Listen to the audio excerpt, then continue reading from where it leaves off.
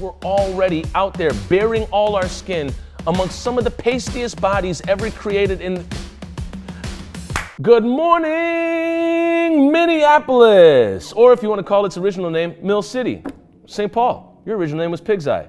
However, for both cities, they were both built on stolen Lakota land, so they had different names before white folks showed up. There you go. In obvious news today, my hair is growing out. It's growing out. So if anybody's casting for a live action Tekken 2 or Tekken 5 film, you could take me in as Paul. Sure, Paul can be black. Paul can be black with this hair. Look at this, mama. Look at this. It's great. The amazing thing about growing out your hair as a black person is you just develop this amazing relationship with it. I love it. But you know who has no relationship with black hair? The Olympics. Yes, the Olympics, who have booted out black woman Sha'Carri Richardson from competing in the 100-meter dash after finding out that she had smoked marijuana. This was just after a reporter had told her that her mother had passed away. Also, Caster Semenya, a black woman from South Africa, is not being allowed to run in the 800 meters, the event that she usually runs in, because the Olympics say that her natural testosterone level is too high. The Olympics is allowing her to run in the 100, the 200, the 5,000, but not the race that she runs in.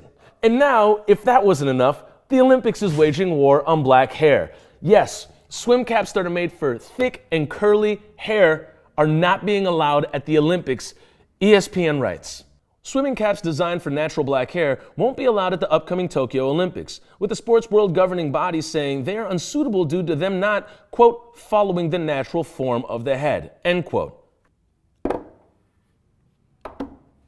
In the words of Ric Flair. Or if you live in the southwest side of Minneapolis and you've only seen a few, if any, black kids on the swim team with your kid, you're like, wow. Look, as somebody who competed in swimming in a regional and statewide level, it's tough enough that we're already amongst some of the pastiest bodies ever created on Earth. Look, we stand out like anything Ricky Fowler is wearing at the PGA Tour. Look, we stand out like Boban Marjanovic standing next to normal people. We stand out like black people in a sport that was designated for white people and essentially never wanted us to have the ability to compete in a sport, let alone do it in the first place. Segregated pools lead to today, and now the Olympic Committee is saying that black people can't wear swim caps because they don't follow the natural form of the head. Also, that sounds like phrenology as f***. If you don't know what phrenology is, it's essentially something that white people created. It's like astrology for the skull, but it promotes eugenics. It's super f***ed up, man. Just follow the link below if you want to. White people made it. It's ugh. Where is this at today? Well, the founders of Soul Cap, who created swim caps for folks with thick, curly, texturized, black, amazing hair, said this. We don't see this as a setback, but a chance to open up a dialogue to make a bigger difference in aquatics. Soul Cap co-founders Tax Ahmed Salahuddin and Michael Chapman tweeted, the high road. We literally live on the high road forever. I mean, how do you speak to somebody that says, hey, we can't use the swim caps that you took your precious time and energy to innovate. We can't be inconvenienced by black hair. And your response is, oh, okay, well, I'm glad that this could open up a dialogue for your own racism. Thank you. Founders of Soul Cap, flowers. These flowers are for you. They're falling for you. There you go. Speaking of unwanted conversations and being held accountable to the things you say, Minneapolis City Council member Andrea Jenkins was pulled up upon recently with this conversation. Are you gonna pledge your support? Yes, ma'am. Yes, okay. Ooh, and she put the ma'am on the end of it. Hey, we want you to pledge your support to drop the charges for all the 646 protesters. You go with that? And other protesters from 2020. Yes, you go with that? You pledge your support to that? Yes. Okay, she said yes. Let's go. 4, make all information on the murder of Winston Smith available. Yes. You go with that? Yeah.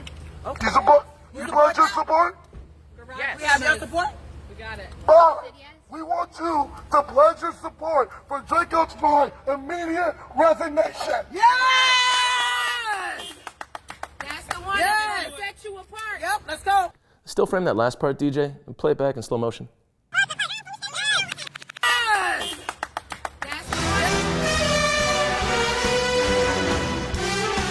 On June 27th, Jenkins was leaving a pride parade and was approached by several community members to address some concerns that she had long ignored. Jenkins has referred to the incident as being held hostage, and in her full statement, she said this: "Black pain, black trauma, black anger is real and justified. What is not justified is the inhumane treatment of other humans because they hold elective office." It's important to know that Andrea Jenkins stood on stage with some other city council members and said that she was going to publicly defund the police, and then soon afterwards decided to increase the funding of the Minneapolis Police Department. What's also inhumane is to go back on your word and the promises that you made to your constituents to then fund a department that is disproportionately targeting and killing black people. I also want to point out one thing that we may not be referring to here. You may disagree with Andrea Jenkins on nearly everything, but I gotta say that I agree with those sunglasses. If those sunglasses run against Andrea Jenkins in November, I'm gonna vote for the sunglasses. After watching this video, it's now become a dream of mine to be able to cackle at the sun for no reason with sunglasses on.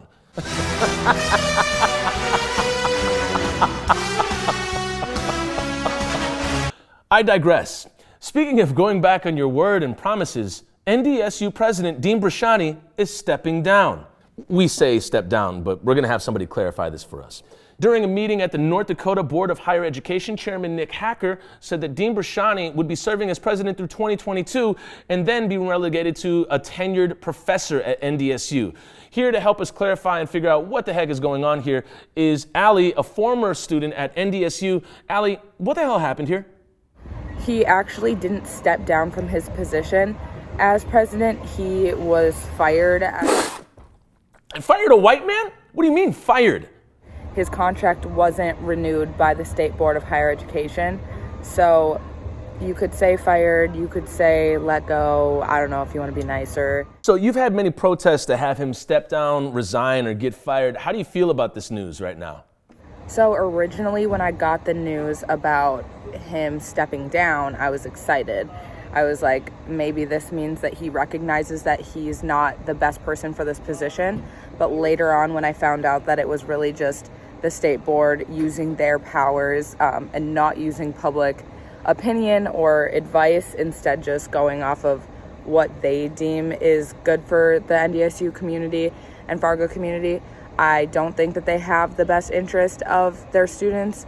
I think that they were doing this because they already didn't like him and because they didn't believe that he was conservative enough, which is super concerning because the state board is who does the search for the new president. So it's likely that if they're the only ones doing the search, that we will have a more conservative university president than Dean Brashani.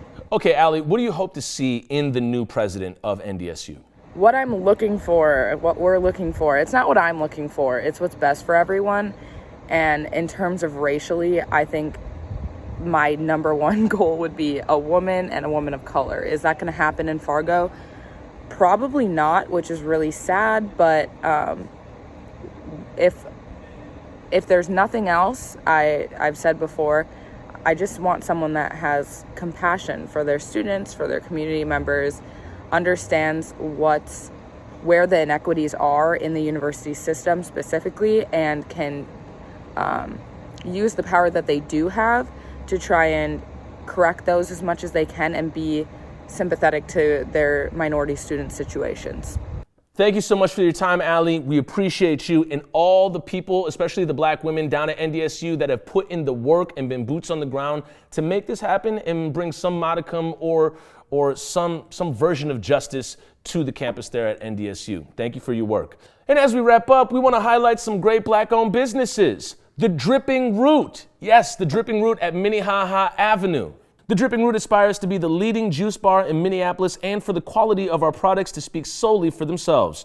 Pre-made, nutrient-dense, 100% cold-pressed juice made daily. When life gives you juice, make it drip. It's a great phrase. It's a great phrase that they made. I like it. I love it. Go to the Dripping Root. Check them out.